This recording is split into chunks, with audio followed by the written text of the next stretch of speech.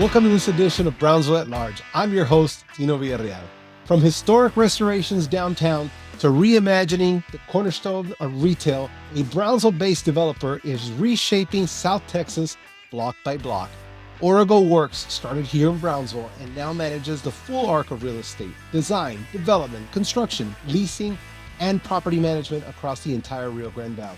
Joining us today in the studio is Ramiro Gonzalez, Director of Development for Origo Works. Ramiro, welcome to the show. Thank you, Tino, for having me. I've been watching some of the episodes, and you got a nice little setup. I'm sure you're going to keep adding to this. So, we got the UTRGV Vaquero Cup, and I'm sure there's a lot of people excited, and they've won three games in a row. We'll see what happens. That's right. We got the Vaquero Cup. I got the Visit Brownsville Cup. I try to make this an informative podcast. The more information that's out there to just citizens of Brownsville as what's happening within Brownsville. Sure. I think that's super important. And the work that you guys are doing, right? It has an awesome story, and I want to share that story today. Sure. So why don't you just start by talking to us about your role at Origo Works, Okay. And then we'll let the conversation keep flowing. I've been back in Brownsville, man. It sounds weird, but it's probably about 20 years. I went off to college, went to school in DC, came back, went and got my master's at UT in urban planning. And then it just happened to be that there was a job opening at the city at the time. This is in 2009, late 2009. And then I spent 14 years or 13 years at the city. And then somehow, and then I ended up making my way towards Origo Works. And so Origo Works, this is the 20-year anniversary for Origo Works.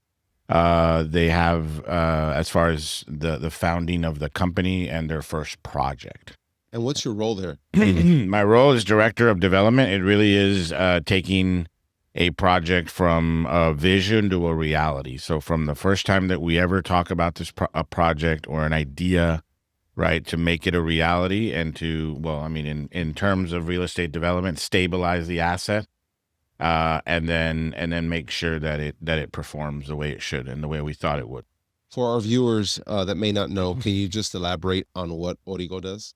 Origo is basically a design build firm. It started as an architecture firm, and it quickly got into the design build firm. And so what a design build firm is basically as you're building, you're designing, right? And you're working together to come up with the best product possible. And so Origo Works was founded on the idea that through design, you can make a better community. You can make a better product, and therefore make a better community. So it's all about placemaking. And when you talk about placemaking, it's really about how you feel when you go to a place, right? When you go to either one of our centers or another center or a restaurant or a coffee shop, design really impacts us at every level, right? And even though you don't realize it, every part of an experience is designed, right? If you go to a McDonald's, from the time you walk in to the time you walk out, everything is thought about and designed. And the same thing goes for a plaza. The same things go for a building. And design is something that impacts us every day in our lives. Well, it's like when I go into places or people go into places and they say, "Oh, it doesn't feel like Brownsville in here," right? Yeah, that's the beauty of design. Yeah, that's the beauty of design. And I mean, you could argue like, well, what is Brownsville, right? But in the essence, if you go down, at the most basic level, if you go to a downtown building, right, and it feels different because it feels old because of the brick, because at that time that was that design, right? But really, that's what it was founded on. It was founded by a group of brothers that basically said, we want to make, through our investments, we want to make Brownsville better, right? And you don't find that a lot, right? So because a lot of people just develop to develop because they have access to capital, they have access to money, but they don't have that community-based vision to say, you know what, we're from here, we're going to make this place better, and we're going to put our money where our mouth is, kind of thing. That's awesome. So it started at design. Now it's full service and property management. Yes. So Origo now controls a whole spectrum. And what drove that growth? Success. Origo has been, like I said, it's been around for 20 years. Every project, I would maybe say, gets bigger, right? More challenging. And really the growth into other sectors is, as the company grows, the demand for those services grow, right? So you either farm those out, right, or you make them a part of your company and you make it a part of the service that you provide, right? And so that was a decision that was made. This is prior to me, but that is the growth trajectory. So what are some early projects that Origo completed in Brownsville or the Valley that you're most proud of? Because I know there's a lot, but what are some of those? So the early projects for Origo, are more residential, multifamily. So there's probably about 10 homes I would say in Brownsville. That was kind of like the early stage of Origo. There's a multifamily project on Wild Rose that was one of the original projects. Is that in the back corner? Huh? Is that in that back corner? Wild Rose? Yeah. Like where the golf, the golf set, like where the golf range used to be. Yeah. Yeah, back in there. That is probably one of the first Origo projects. And they then obviously the commercial starts. So Morrison Plaza or Morrison Center, right there on Pablo Quisel and Morrison. And then you see the one in Harlingen, and right now we have another one in Harlingen, and we're all over. Currently, we have projects from Buda to McAllen to Brownsville, basically. Wow. And everything in between. So what lessons do you think you all learned that you apply today in those early projects? Well, there's a reason. Earlier I said, they didn't start out as design build. They started out as design. And the reason, if you talk to the founders, the reason that they went into build is because they started to see that the quality of construction at the time, and you could argue maybe even to this day, wasn't necessarily what they were looking for. So although they didn't necessarily ever thought about getting into the build aspect of it, it quickly became something that they needed to do to be able to increase and control the quality that was being put out. And so I think that's a huge lesson learned. They started with, other contractors, other people, and very quickly shifted into, we're going to do this for ourselves. That's kind of the biggest lesson learned. So two of the main projects, and the reason that I really had been harping to get you guys on the show, is obviously Palm Village and Sable. Yeah. Now, we're going to dive into those, but just overall, looking at what you just said, design, how it makes you feel, and how these founders were so excited to be part of writing Brownsville's story. Mm-hmm. What do you see as Origo's role in Brownsville's larger economic development story? Well, I think every city needs development. Every city needs, that's what basically feeds the beast, right? You need to develop more. You need to keep creating. The part of Origo's role, to me, if there's two roles. Obviously, there's a role of, hey, you keep investing, keep doing what you're doing, keep pushing the envelope. But I think the largest role that Origo has provided and to the community is basically raise the bar, right? And so, people now expect different things because they experience different things, right? And so you can tell when something is designed well and not designed well. And I believe, that good design, and before Origo, I believe this, good design actually, obviously creates better places. It creates more value for the city, right? Because those properties usually tend to be valued higher, right? So from a tax revenue perspective, and it just improves the community. So for us, I think, yeah. So keep investing, but I think overall the conversation is, hey, this is what Brownsville expects, right? This is what we should be designing to, right? Because in the end, that is the larger impact, right? The fact that a property, can be valued higher or worth more, is the best thing for the city. And that's a good segue into Palm Village, right? Yeah. Because it's long-standing part of Brownsville. It's historical, right? And can you just give us a little bit of its history and why it needed restoration? So Palm Village, there's there. I mean, what we're doing at both Palm and Sable is, one, there's an exception, and two, it's in Anytown, USA, right? Palm Village, zooming in on Palm Village was built in the 1960s. You and I know there is a lot of people that are very nostalgic about it. The King Mart, the Ralph's gift shop. It was booming in the 60s, 70s.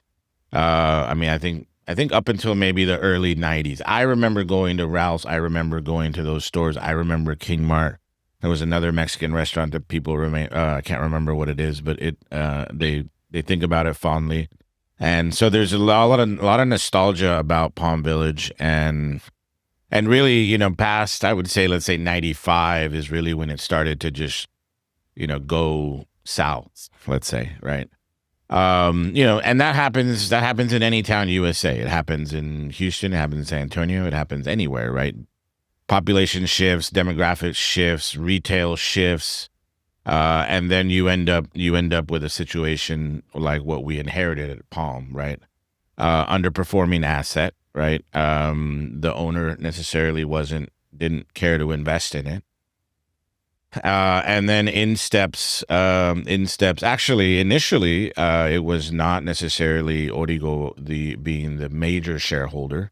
It was actually the Coastal and the Jim and the Bernards and a partner, and Origo was actually a minority partner.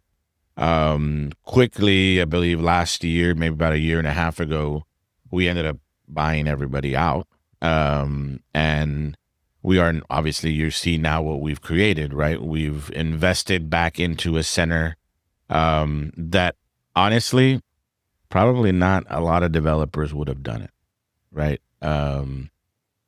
Because, if you look at it from the outside in, if you're a broker from Dallas, it doesn't have a huge amount of traffic.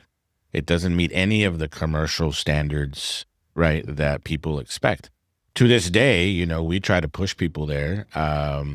You're going to have a good mix now, but it's going to be mostly local, right? Because non-local or, the franchises or that kind of stuff struggle. They struggle with seeing the vision of Palm. We don't. We see it. We're nostalgic about it. We know people are going to go. And so you don't see developers doing what Origo is doing in anywhere in the country, especially with these two centers, because people retail. Once retail shifts, it's very hard for it to come back. Actually, another one that's kind of interesting because of SpaceX and all this stuff, Boca Chica. So you remember when Boca Chica was it? Yes. Right. Then Boca Chica shifted to 802, and then 802 shifted to Morrison. Eventually, there will be another shift at some point, right? Maybe not in our lifetimes, but at some point. And so, but Boca Chica's slightly coming back now, right? Yeah. We actually get calls about people wanting to be at Four Corners, right? And you're just like, you didn't expect that, right? Local, nostalgic. We've invested, I think, about $5 million into it. Wow. And what renovation specifically? The facade, roofs, parking. Yeah, I mean, making it look good. Yeah, everything, the signage, landscaping. I mean, if you take an old picture of it, I mean, there was nothing. I mean, it was, the asphalt was, crumbling. There was no landscaping. There was no lighting. There was no signage. We went back to the original sign. We found a picture of the original sign, so people think it's really cool. And you see it now. So a lot of people, it's interesting because Nicori just opened about a week ago. I know you posted about it, and it's kind of been in this transition for about a year. So, obviously we're fixing the center. We're trying to attract tenants, and then tenants have to do their build out, right? So, I kept telling our sales guys, like, just wait till this business is open. These businesses are going to drive traffic, and then traffic is going to drive calls. And sure enough, Nicori opened last week on a Tuesday. The weekend happened, and on last Monday, we got about 4 calls of people that are very interested. Of course, the parking lot's starting to look full. And there's traffic, right? And so now, traffic, and there's actually, after this meeting, I have a meeting over there with a potential tenant. Yeah, and there's traffic. There's traffic even on the weekends, even at nighttime, when traditionally the last 15, 20 years, Palm Village was dead at that time. Yeah. Right? Yeah. So how do you think these upgrades make Palm Village safer, more modern, and more attractive? Well, I mean, anytime you add more landscaping, anytime you rebuild a parking lot is obviously good. Landscaping, lighting. It's I don't think it's about safety, but more than anything, it's about appeal, right? I mean, curb appeal, right? Sure. And so that's really kind of what we've done at Palm Village, just give it a little bit of a curb appeal, right? And obviously, we've had to do some convincing to even the local tenants that we've gotten. But now we got a gym. We got a local franchisee with Pinkberry that I think is going to do very well. We got Nicori, that the first store in the U.S. People remember, you and I remember Nicori fondly from Matamoros, right? And then we have a kids art studio next to it. It's called Kids Create. So they just so happened to open on the same weekend, and I went Saturday to the Kids Create, and I mean, it's fantastic, right? There was, 60 kids just running around doing artwork and enjoying Palm Village. So it's interesting to see, with everything, it's interesting to see a new generation experience a place. Right? And I like the breezeway. That was an awesome addition. Yeah. Right? I mean, was that something that it had before, or that was just an idea that you guys had? No, so it's, once again, creating places, right? That was actually lease space, right? We got rid of, maybe 2,000 square feet of lease space to create the breezeway, to create something special, to create that trail connection to the trail. And so it's, once again, it's about creating those special places. And, it's not all about, for us, it's not all about, the square footage. As crazy as that sounds to a developer. Not a lot of developers would do that. Exactly. So anyways, it does create a really cool feature. It creates the ability to come on your bike, walking, and we really think it's going to be something special. I think Pinkberry is slated to open, I believe, in November. The gym is going to open here probably in the next couple of weeks. I think their equipment just arrived. Wow. And we're going to get, like I said, I have a meeting after this over there. And I think we're going to get it filled pretty quickly now that the traffic's there. Let's shift to Sable, North Park Plaza. Yeah. Again, a cornerstone of Brownsville that declined over time. Mm-hmm. Okay. Why did Origo decided to take this on, and what's the vision that you guys have? So think about if I said Palm Village the 60s, right? That's where retail was. Retail was at North Park I think it's like the 70s, 75, something like that. I don't know exactly where. But once again, you're right. I mean, it was the center of town. It was the happening place, developed by the Iturrias, and is still in the same family, actually. Just now partnered with Origo and Varco, and so really the vision for that project was really driven by the Wolfe family, Jason and Scott and Brad Wolfe, and trying to breathe new life into the center. So the first phase of that was all those little businesses that popped up over the years, right? With all the intent of what's happening now happening, right? And so once again, not a lot of developers would go and do a remodel of a center like this. They're hard, they're challenging.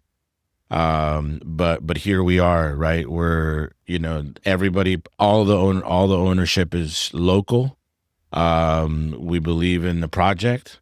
That's a $10 million investment in the center.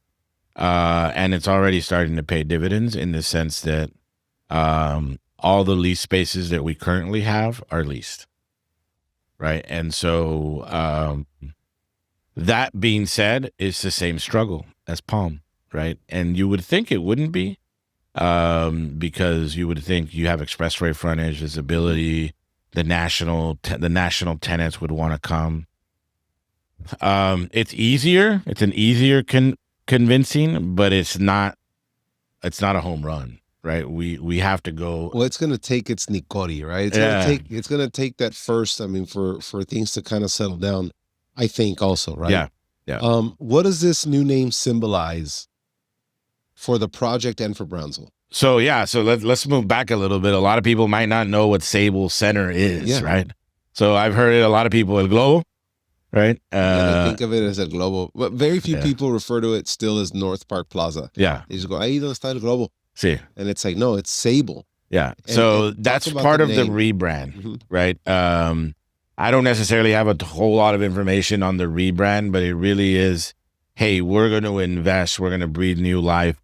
We're going to put a new name to it, right? And, I don't know. That would be more of a Jason and Scott and Cassandra and Samantha question. But really, I mean, when you're gonna, obviously, I mean, so it's just a whole new rebrand, a whole new image, all new signage. It's still under construction at this point, but I think right now you're starting to see, okay, what this thing's gonna look like. Right, we got rid of all the cantera columns. We got rid of all the Spanish tile. It's starting to get exciting because you're starting to kind of see. For us, the construction's starting to kind of wind down, but two, you're starting to see the shine come, right? Yeah. And so I know a lot of people are really excited. We have a lot of exciting tenants there. Yeah, I've heard about there's going to be a music hall. Yeah. So, can you talk to us about that? Like just how you see that fitting into Brownsville's cultural life and what that'll do to the center? Yeah. So, I mean, every center wants to drive traffic, right? And the Li Vivo is actually Jason Wolfe's idea. I know he had his vision that he's been working for a long time, but it really is. If you think about, when you go to a Dallas, a Houston, some may have not been, but House of Blues. There's all kinds of different live music venues where you can go and enjoy a show, right? And so that is his vision. The vision is to bring shows, to bring music shows, music acts. It might not have to be all music, but at least having a place where, if you think about all our performance spaces, usually none of them are private, Yeah. all of them are publicly held, right? And they all have certain rules and regulations and this and that, and they're booked for other things. But the private, this I think would be one of the first private ones in the city. And it's going where the movie theater was, no? Yes, Right yes, there? yeah, that's right there in the movie theater. And I mean, if you walk in today, part of the theater, a lot of people, I get that question. Part of the theater is still there, and part of it is gone. Right. Well, actually, most of the floor is still there. You can still see where the theaters were, but it was a 3-theater theater, 3 screens, and yeah, for me, it's. I mean, I went there. You went there. Yeah. It's a time. I can't remember what I watched there, but I think it was probably one of the original Batmans, or I can't remember. Yeah. But it was fun, and it's obviously a time capsule at this point still. Yeah, and it's going to be, I mean, I'm looking forward to seeing like performances and what that brings to us. What completion date? I mean, do you have somewhat of a completion date, not just for the live music venue, but just overall the Sable? So I think the front part of it is because it's phasing, right? So I think the front parking lots, the infrastructure, the landscaping, I think you're talking about the end of this year. We already have tenants that are being delivered spaces. So once you deliver a space, you can probably expect about 6 months from now an opening of a restaurant or a space or whatever, right? And so really you're talking about, let's say you talk about a December, because I'm not going to talk about the back. There's another a third phase of the back parking lot, but you probably won't ever see that. So the front, I think this December, with a lot of the tenants coming online, I would say probably around the summertime. Cool. I've heard about a good Italian restaurant. Yeah. It's coming in. Absolutely. Let's talk now just vision, right? Yeah. For the viewers. When you think of Brownsville in 5 or 10 years from now. Yeah. Right. Because right now we're talking December, we're talking Palm Village, the drum up of interest after Nicori, and let's now just move 5-10 years from now. Yeah. Projects are completed, knock on wood, full of whether they're national, local. I mean, these two, Palm, Sable, how do you think that's going to reshape Brownsville? Well, 5-10 years from now, full live music venue. I mean, everything you guys envision being, let's say it is. I mean, it's two activity centers that that'll be full. That'll be full of life. I think it's more important, right, to have a center that's active, that's bringing people in, that are being positive influences in the community. And so, yeah, I mean, I don't have any struggle seeing both Palm and Sable at max capacity. I mean, we already are. Yeah. Right. I mean, Palm, you can tell there's probably a couple of spaces left, but Sable, by next summer, you're going to see that it's full. Right. We're having to cut up spaces into the El Globo box, right, to be able to accommodate more tenants. Right. So so you asked me where we are 5-10 years from now. Those centers are going to be thriving. They're going to be active. I think Brownsville's future is bright. I think we're all very excited. I mean, a lot of people are sticking around Brownsville more. You're getting less leakage in retail, and obviously one of the things, if we were here 5 years ago, we would be talking about retail leakage and how everything goes to McAllen, and we don't have the thing.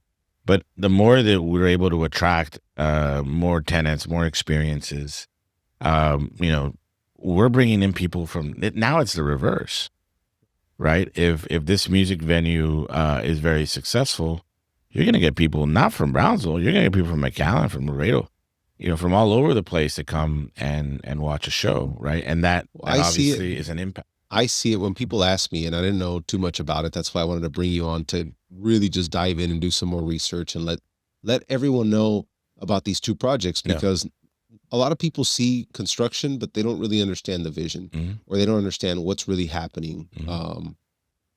I see it as I was living in Austin 20 years ago, Mhm. and at the time, South Congress, it was still South Congress, but it's not the South Congress we see today. No, absolutely. Right? Like right now you go to South Congress and you can, I mean, I remember when they first started opening the Hop Dottie, and that was like the first, like, wow. And then they had Home Slice. I remember. And so those are two. Now there's a little shopping mall plaza. There's all sorts of downtown, kind of like Texas local shopping. You can park there. You can spend all day there. You can go from one restaurant Yeah. to retail to. They've created its own new life in South Congress. Mhm. That's what I see these projects doing to Brownsville. Yeah. Right. I really see, like, where you can go spend all day at the Sable. You can go and shop. You can go and have food. You can go and see a music venue. I mean, you can make a whole Saturday out of your, or a weekend out of just going and hanging out in the Sable, which is like our South Congress, right? Yeah, I mean, It's or Brownsville for that matter. I correct. mean, we've People come always in. talked about, keeping the people that visit the zoo Mhm. for a day, right? And so I believe that we're almost there, right? I see it. You go to the zoo, you can, on a typical Saturday, you can go to the zoo, you can go to the farmer's market, you can go to 7th and Park, you can go shopping, you could potentially go have lunch at Sable. You could choose between Sable or downtown, right? Because downtown has its different experiences, right? Come in I for a think, concert. yeah, I think, downtown has its, I was just talking to somebody the other day that, you can spend at least half a day downtown now, right? Between, you go to brunch, and then, I know I take, my daughter loves to go to Boole. She loves to go to the build, not obviously the Coca-Cola building, but she loves to go to, Main Street, and then Boole, and then Heron Holly. And so, just right there, between the farmer's market and the Midi District and all that is half a day. And then the rest of the day you can spend at Sable. But yeah, you're right. I mean, look, I think the difference, sometimes I struggle with, the difference between us about Brownsville is a lot of the places are Brownsville. And I think Sable is going to reflect that, right? There's going to be local businesses there, local flavors.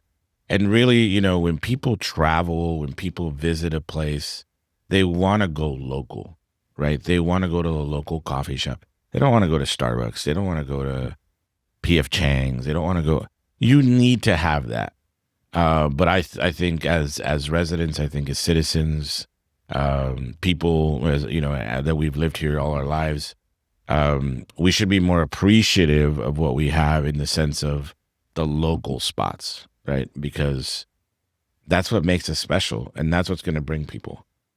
The next Golden Corral, I mean, whatever, the next, chain restaurant that we don't have, sure, it's an option, but it's not a good option, I don't think. That's awesome. Is there anything else that we didn't talk about these projects, or about any other project that you guys have that you wanted to share before we sign off? We do have. We're always working on projects. We have the Hicks Library Event Center. So it's the library event venue downtown across from the fire station.